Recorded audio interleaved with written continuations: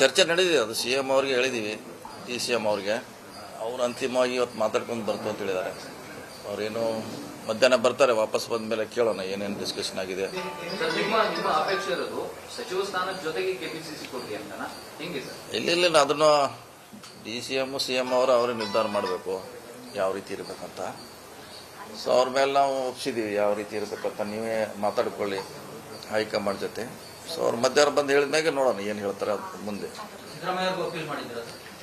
ಮೊನ್ನೆ ಹೇಳಿದ್ವಿ, ಅವ್ರಿಗೆ ಹೇಳಿದ್ದೀವಿ ಇದ್ರ ಬಗ್ಗೆ ಮಾತಾಡ್ಕೊಂಡು ಬನ್ನಿ ಅಂತ, ಅಧ್ಯಕ್ಷರಿಗೂ ಹೇಳಿದ್ದೀವಿ. ಸೊ ಬಂದ್ಮೇಲೆ ಮಧ್ಯಾಹ್ನ ಮಾತಾಡ್ತೀನಿ, ಅವ್ರು ಏನು ಹೇಳಿದಾರೆ ಗೊತ್ತಿಲ್ಲ ನನಗೆ. ಸರ್, ಮುಖ್ಯಮಂತ್ರಿಗಳ ವಿಚಾರ ಬಗೆಹರಿದಿದೆ, ನಾಳೆ CLP ಕ್ಲಿಯರ್ ಆಗುತ್ತೆ. ಹೆಚ್ಚುವರಿ DCM ವಿಚಾರದ ಏನಿದೆ ಸರ್ ಪ್ರಸ್ತಾಪ? ಅದು ಗೊತ್ತಿಲ್ಲ, ನಾಳೆ CLP ಆದ್ಮೇಲೆ ಚರ್ಚೆ ಆಗ್ಬೋದು. ಎಷ್ಟು ಜನ DCM ಆಗ್ತಾರ ಅಥವಾ ಆಗದೇ ಇರ್ಬೋದು. ಎರಡು ಚಾನ್ಸ್ ಇದೆ, ಆಗ್ಬೋದು ಆಗದೇ ಇರ್ಬೋದು, ಎರಡು ಇದೆ ಚಾನ್ಸ್. ಸರ್, ನಿಮ್ಮ ಅಭಿಪ್ರಾಯ ಏನು ಸರ್? 28ರ ಚುನಾವಣೆ ದೃಷ್ಟಿಯಿಂದ ಆಗ್ಬೇಕು ಅಂತಿರೋ ಯಾವ್ದ್ರೆ ಹೆಚ್ಚುವರಿ DCM? ಅಲ್ಲ, DCM ಮಾಡ್ಬೋದು, ಮಾಡದೇ ಇರ್ಬೋದು. ನಾವು ಕೆಲಸ ಯಾವ ರೀತಿ ಮಾಡ್ತೀವಿ, ಜನರ ಹತ್ರ ಎಷ್ಟು ಹೋಗ್ತೀವಿ, ಏನು ಕಾರ್ಯಕ್ರಮ ಕೊಡ್ತೀವಿ, ಡೆವಲಪ್ಮೆಂಟ್ ಮೇಲೆ ಜನ ಓಟ್ ಹಾಕ್ತಾರೆ. DCM ಮಂತ್ರಿ ಇದೀವಿ, ಇನ್ನೊಂದಿದೆ ಅಂತ ಹಾಕೋಲ್ಲ. ನಮ್ಮ ಐಡಿಯಾಲಜಿ ಇದೆಲ್ಲ ಕೌಂಟ್ ಆಗುತ್ತೆ ಚುನಾವಣೆ. ಅದು ಒಂದ್ಸರಿ ಆಗುತ್ತೆ, ಆಗೋಲ್ಲ, ಹೇಳಲಿಕ್ಕಾಗೋಲ್ಲ. ಆಗ್ಬೋದು, ಆಗದೆ ಇರ್ಬೋದು, ಹೇಳಲಿಕ್ಕಾಗೋಲ್ಲ. ಇನ್ನು 2 ವರ್ಷ ಇದೆ, 2 ವರ್ಷವರೆಗೆ ಅದನ್ನ ಹಿಡಿದು ಇಟ್ಕೋಬೇಕಲ್ಲ, ಭಾಳ ಕಷ್ಟದ ಕೆಲಸ. 2 ಇಯರ್ಸ್ ತಾವು ಸಸ್ಟೈನ್ ಮಾಡ್ಕೋಬೇಕಲ್ಲ ಅದನ್ನ. ಇಲ್ಲ, ಅದು ಹೈಕಮಾಂಡು ಹೊಸ CM ಸಿದ್ದರಾಮಯ್ಯ ಅವರು ನಿರ್ಧಾರ ಮಾಡಬೇಕು ಯಾವ ರೀತಿ ಅಂತ. ಸಿದ್ದರಾಮಯ್ಯನವರ ಬೆನ್ನಿಗೆ ಅವರ ಜೊತೆಗಿದ್ದಂತಹ ಆಪ್ತರು ಇನ್ನೊಂದು ಸ್ವಲ್ಪ ಸ್ಟ್ರಾಂಗ್ ಆಗಿ ನಿಲ್ಬೇಕಿತ್ತು ಅನ್ನುವಂತ ಅಭಿಪ್ರಾಯ ಇದೆ ಸರ್. ಅಂದ್ರೆ ರಾಹುಲ್ ಗಾಂಧಿ ಅವರು ಈ ನಿರ್ಧಾರ ತಗೊಂಡಾಗ ನೇರವಾಗಿ ರಾಹುಲ್ ಗಾಂಧಿ ಅವರಿಗೆ ಇಲ್ಲ ಸಿದ್ದರಾಮಯ್ಯನವರು ಮುಂದುವರಿಸಿ ಅಂತ ಹೇಳಬೇಕಿತ್ತು ಅಂತ. ಕೆಲವರು ಜಂಪ್ ಆದ್ರು.